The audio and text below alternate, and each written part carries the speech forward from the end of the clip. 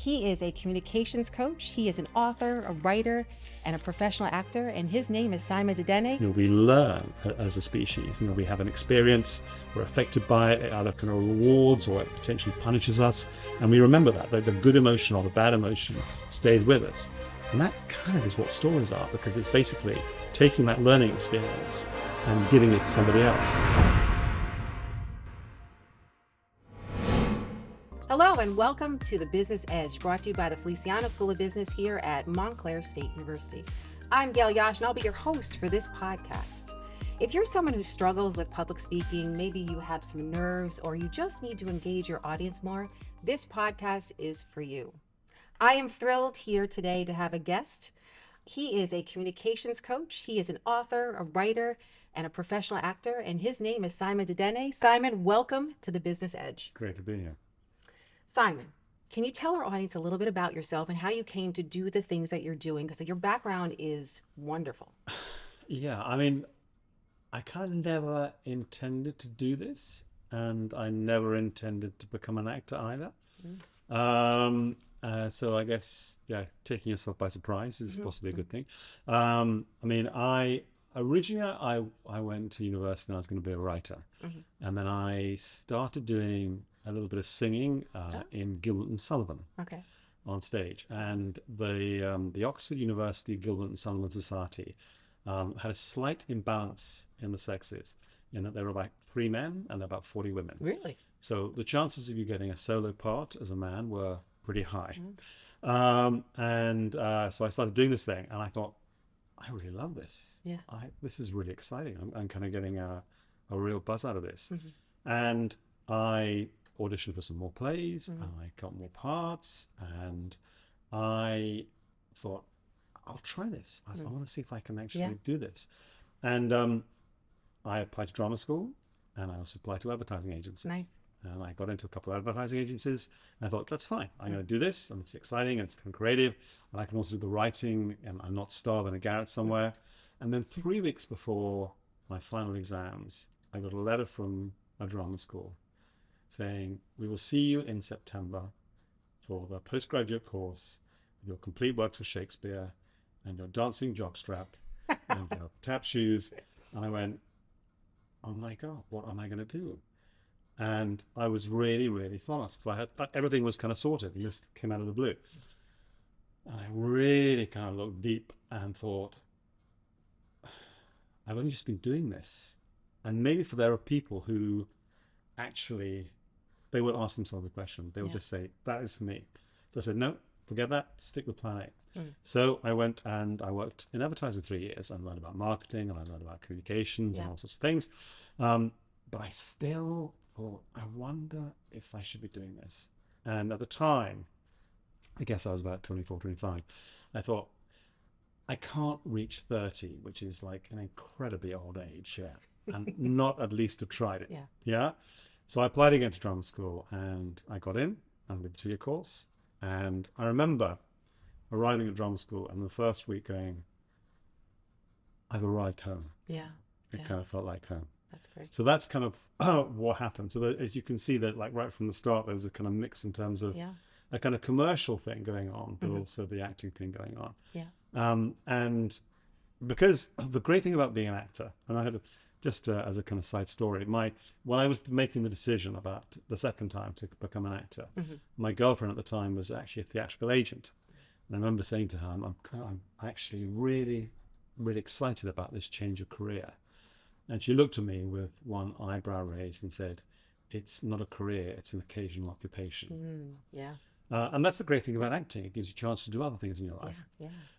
So I also used to do graphic design when I wasn't acting. And I used to do copywriting when I wasn't acting. And in 2003, I went off to Romania through a long, very, very dull story, which I won't bore you with now, and started to do some role play work, working in a kind of simulation, working with a big international consultancy out there, and working, basically helping people become better team workers, better leaders, better communicators.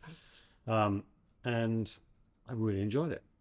And I remember the first it sounds tiny. It sounds absolutely tiny. But at the end of the kind of simulation, we were asked to give feedback to all the people we were there that we've been working with. And I remember saying, so tell me what you think. Yeah. How was it for you? And the guy who was organizing said, that's a great question. I thought, hey, maybe this is something that I should be doing. So I started doing role play and started doing presentation skills. I got interested in storytelling and creative writing, all sorts of things. And for the last 20 years, when I've not been doing acting or audiobooks and all that kind of thing, I've been working with lots of different people, helping them become better communicators. So now I teach business communications, and so many students struggle with nerves with presenting or how to engage the audience. So I have some questions I do want to ask you. But before we get into that, why do people struggle so much with presentations? Like, what is it about that? People are so fearful of it and they hate it. Many people, not all people. I mean, I think you're right. I think that it's what's fascinating is that, I mean, I've had people who, when you're working with them, are on the verge of tears. Yes, yes. And you kind of give them the skills and technique, and they come to you afterwards and they are so grateful because you kind of give them a skill that they didn't have before, and you give them the confidence that they didn't have before as well. I think it's just the pressure, the intensity is huge. And I think it's also because it goes very deep in terms of the kind of emotions that it stirs within people. Yes. I mean, just as a kind of silly thing, as you mentioned in the introduction, I work as a writer and a director and as an actor. And so depending on what I've been doing at the time, I'll introduce myself as a writer and director and actor to people. People get writer and director. But if you say you're an actor, it's a bit different. You're somehow a bit strange. And like people kind of go, oh, you're an actor. Yeah, or you're a thespian in some way. And there's a slight kind of sense of distance in. Yeah. Because actors deal with messy stuff. They deal with emotions. They deal with all kind of complicated things, and it feels like it's something that is, it's a bit strange. Why would you want to go and do that? And when people are presenting, they feel like they're going into this territory that doesn't feel comfortable, that is not safe, where, let's say, the emotions are running very high, and that is uncomfortable. And I think that's why people get nervous, because it's very intense, it's under pressure, and it deals with that. It brings up all sorts of emotions that people don't normally have to deal with. So do you feel that your theater background and your acting background helps you in that regard? Yeah, completely. Yeah. It's like, but what is great, I think, is that you don't necessarily have to spend 2 years at drama school to be a great presenter. You can give people the techniques very quickly within half a day or a day to kind of make them feel better. I mean, nobody's going to kind of make complete dramatic change overnight. But actually, if you video people and you show them what they're doing and you give them some feedback and you give them all the techniques, and at the end of the course, the workshop, whatever, you video them again, it's incredible how quickly. That's great. And then they get the confidence probably. And they get the confidence, keep doing it. So when I talk to my students, they gave me a list. And the number one is, I'm so nervous when I get up there, I forget everything I'm about to say. So how can we help people when they're in that situation where their nerves just get the best of them and all the physiological things happen? Heart rate goes up, sweaty palms, shaky knees. What tips might you give to someone who's got that kind of feeling? I mean, first of all, I'd say that everyone feels like that. Yeah. And Michael Caine has got a great quote about actors. He said, any actor who tells you that they're not nervous before they go on stage or in front of camera is either lying or dead. So it's a completely natural thing. I think that's important to remember that everyone goes through it. It's not, you're not unique when you feel like that. But I think there are two ways in particular, and they approach the problem from different, completely opposite points.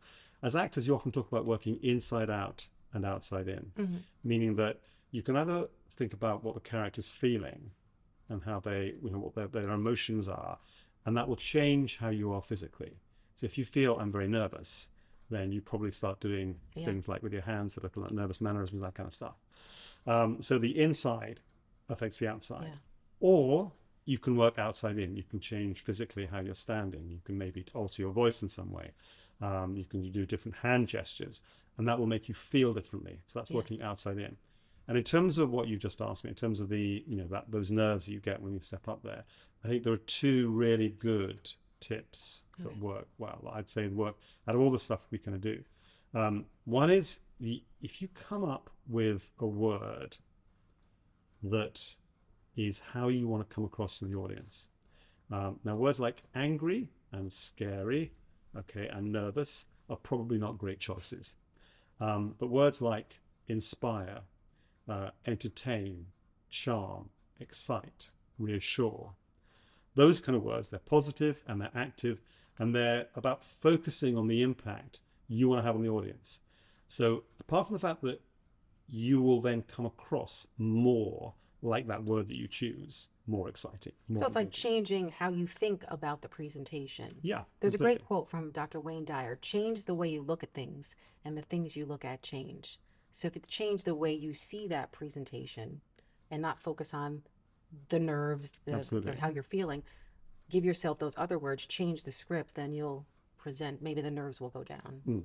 Absolutely. But the fact that, because you play a game where you ask people to come up and they choose a word at random and they've got to deliver their speech in the manner of the word, and the audience have got to actually guess what the word is. And two things are extraordinary. First of all, that people do it well. They have been given no time to prepare. They're not actors. But if you ask them to do their speech nervously or friendlily or inspiringly, they will do it like that. And the second thing is the audience will guess the word, always, or get it very, very close. They say just with that one word, you can transform how you come across. But the other thing as well, which is good about that technique, is it takes the pressure off you, because you're not thinking about you. Yeah. You're thinking about the impact you're having on the audience. Yeah. So again, that relieves some of the nerves. That's the kind of inside out thing. The outside in thing that works really well is, and it's really simple, but it's very powerful, is breathing and breathing deeply. And there are loads of great breathing exercises, and everyone should kind of choose the one that works for them. The one that I find works really well is actually a yoga exercise called square breathing. When you basically you breathe in for a count of 4, you hold your breath for a count of 4, you breathe out for 4, hold. You do that maybe say 4 times, and it does 3 things. First of all, it does relax you, because you're slowing down your breathing, you're slowing down your heart rate, so you feel more relaxed. Also, the process of doing that makes you concentrate on just that rather than all the kind of stuff going around you. So it kind of helps take away that pressure. The other thing which is great about it is it means because you're breathing more, because of the way in which we produce our voices is through the breath, going through the vocal cords, which vibrate, and then they resonate in the different kind of slightly empty body cavities. It gives your resonance a kind of deeper tone. So you sound more confident. Again, you feel more confident, but it just feels more relaxed. It's a warmer tone. So in terms of engaging with your audience, they're more likely to warm to you because you've got that kind of like deeper bass tones going on. It is amazing how the physiology affects the emotions. So I have noticed people, they forget to breathe, and then they feel short of breath, and then and it snowballs, right? It goes into a whole thing. Yeah. So this idea of focusing on the physiology to help then the feeling about it and then the delivery. And you mentioned some you mentioned the nonverbal, so the body posture maybe, or the gestures. Are there tips that you can give with certain types of the way you should stand, or the way you should stand to make you feel more confident? A lot of the time people, again, because you're under pressure, the very kind of primeval emotions start coming up, and you feel as though you're kind of under attack. And the kind of response that our ancestors had was to our natural predators, which were wild dogs, dingoes, wolves, jackals, would be to try and protect the areas that they would go for. And they could tend to go for the neck or the groin, because that's when we're most vulnerable. Yep. So what we tend to do when we're under stress, under pressure, when we're about to present, is we tend to protect that. So a lot of the time we can we do one of 2 things. Either we'll kind of like make ourselves smaller, and hide those kind of parts of our body, play with our faces, that kind of stuff, just to kind of keep that going.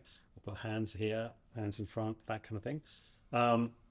Or we'll do the other thing, which is to kind of go, again, if you're being attacked by dogs, you're going to go, come and have a go if you think you're hard enough, and you're going to make yourself much bigger. So you overcompensate. So you'll open up your whole body and basically kind of go, I'm not afraid of you, okay, I'm exposing everything because actually I'm stronger than you. And that also is a kind of giveaway. When people kind of swagger on stage, you can tell that actually it's betraying the nerves. So if you can have, there's a thing in acting when you learn acting called the classical position, where basically you stand with your feet underneath your knees, underneath your hips, your back's relaxed, and you're basically just your hands by your side, completely open, and it's not closed in, it's not overcompensating by being too open, and it's just very relaxed. And that is a kind of position that you take up as a kind of default position. Yeah. Doesn't mean you can't. I mean, you should be moving your hands around, your arms around, using the stage, the space wherever you're working. But as a kind of default position, as a kind of like it goes, I'm here, I'm feeling confident, I'm feeling relaxed. That's a great way to be able to start. Because then if you feel that way, then you're going to have that emotion that I'm confident. Absolutely, yeah. So physical position, like that's kind of the outside in bit again, yeah. Not the fake it till you make it kind of thing, but just make yourself feel confident. If I stand in a position that I am feeling taller, then I feel more confident. But that's really interesting, the fake it till you make it thing. Because and again, it's almost like kind of thing about imposter syndrome. Yes. And I remember reading there's a British director, a really great British director called Richard Eyre, who used to run the National Theatre in the UK. And I read his diaries called National Service about his time at the National Theatre. And they are a great source of high-class gossip about actors. Okay, it's a fantastic read, and it's also like kind of short chapters. So again, you can like read it a bit at night and just read a few. And the fascinating thing was, he is one of the UK's greatest theatre directors. And every press night that he had, it was clear he couldn't watch the performance. He'd be behind the audience, pacing up and down. Really? Because he was like terrified that this time he'd be found out. Yeah. Okay, and I think that's important to remember, that everyone feels that they are an imposter in some way. Yeah. And again, like the whole, accepting that you're nervous, because everyone feels nervous as well. So actually, it's just a completely natural thing. So just embrace it. Just say you just embrace it. Yeah. But I think that the thing about choosing the word that focuses you, a kind of positive, active word, I think that can help in terms of actually the kind of fake it till you make it. There's another exercise which is quite good too, which again an inside out one, which is called I'm important, you're important.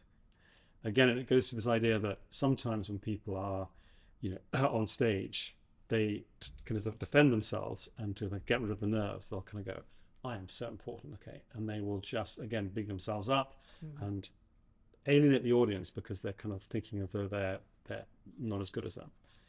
There's a whole that kind of terrible old story about if you ever go for an interview, people kind of say, imagine people naked. I never like that advice. That's so ridiculous, right? Exactly. Yeah, you don't have to do that. Or you do the opposite thing, where you kind of go, I'm nothing. I'm insignificant, and the audience is incredibly important. And if you're in an interview, that's probably true. If you're feeling as though they've got your career and your life in their hands, but again, it's a kind of an inside thing, an emotional thing, an intellectual thing.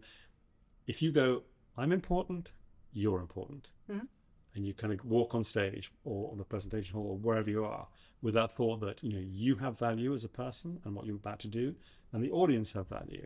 It's a great way, both to feel good about yourself, but also to engage with the audience as well. And there's no power issue there. It's not like I'm better or, oh my gosh, they're judging me. Yeah, exactly. Absolutely right. Yeah. So you talked about the nonverbal. What about verbal techniques to project your voice? A lot of students might say they come up and they're so nervous they can't get the voice out, or they can't even reach the back of the room with their voice. So what are some verbal techniques? Singing is good. What if you can't sing? Because I can't. Everyone can sing. You haven't heard me, Simon. Okay, after this podcast, we're going to have to do this.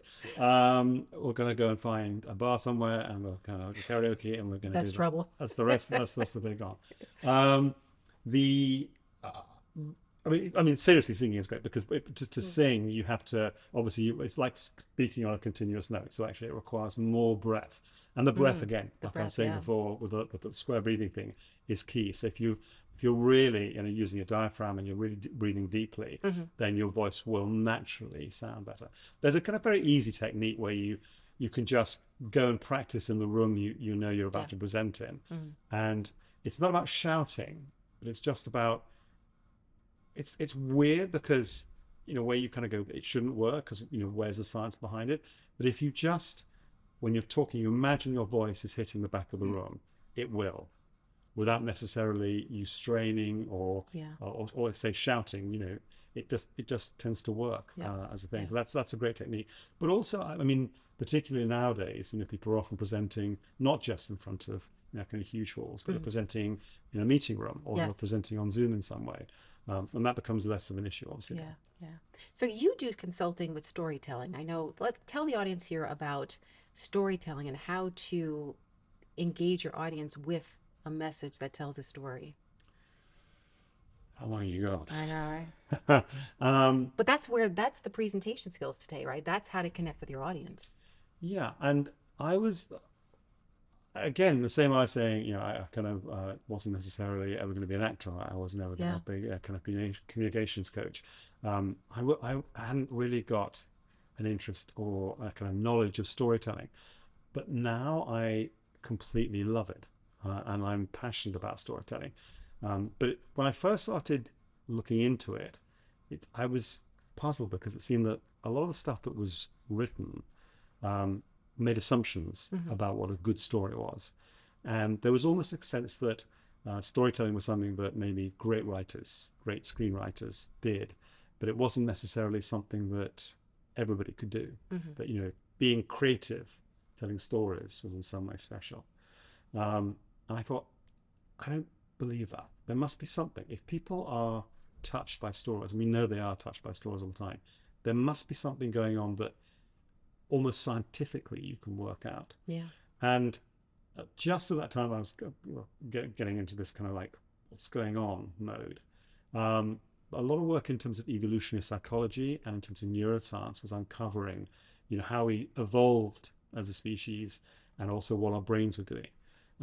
And the evolutionary psychology is great because it kind of gives you the kind of big picture about why our brains might have evolved to actually be adapted to story. And the neuroscience kind of backs it up. So there's a kind of thing about like in when we have experiences, they talk about neurons that fire together, wire together. But if you have an emotional experience, the neurons are in the brain and you can remember that in some way. And you can see that in terms of the way in which we learn as a species. We have an experience, we're affected by it, it either kind of rewards or it potentially punishes us. And we remember that, the good emotion or the bad emotion stays with us. And that kind of is what stories are, because it's basically taking that learning experience and giving it to somebody else. So our brains have adapted to respond when people talk about a particular story. So if I've been attacked by somebody in an alleyway and I'm telling that story, I will go through that emotional experience, and you listening to me, because your brain has evolved to learn about this, will also feel the same way, and you'll probably feel that you won't go down that alleyway. Yeah. So we learn. I mean, storytelling is basically learning for free. Yeah, it is. Sorry. I was saying the challenge that some of the students have that they've shared with me is that they have a message they have to give. They have to tell something, and then maybe we could have them figure out a story they want to give to their audience. But in a business presentation, a lot of students will say to me, how do I stay present? Because when I'm starting, I practice, I prepare, but when I start to share whatever I have to share, I forget. I'm not present in the moment. My mind goes to other things, like they're looking at me, they're judging me. So any tips for helping a student or anyone stay present in their presentation, focused on the message and giving it, not how they're being perceived? Well, the technique I mentioned at the beginning, the thing about choosing the word, again, focusing not on you, but on something. And again, in the same way we're saying that, everyone feels nervous, everyone feels under pressure, everyone feels as though they're an imposter. Probably everyone at some point is going to fluff it. Yeah. And they're going to make a mistake. Yeah. And again, you kind of accept that and live with that, because everyone does it and it's not a big deal. So again, being able to forgive yourself and knowing it's going to happen, knowing that the audio visual is not going to work, knowing that suddenly there's a fire on, whatever. And that's the kind of extreme thing. It's true, though. Like something might go wrong. It always does. I expect it to happen, right? Yeah. And I got that question from a lot of students. What happens if I forget? What happens? And I said, well, what's the worst that could happen? So you forget. your audience will probably help you if you say, well, I was just talking about, what was I just talking about? And you hope someone says, oh, you were saying whatever. Yeah, absolutely. So just to be lighter on yourself, forgive yourself. Completely. Yeah. I think also, I mean, just on a kind of very basic level, I mean, having cards. So if you try and learn something, that's generally not a great idea.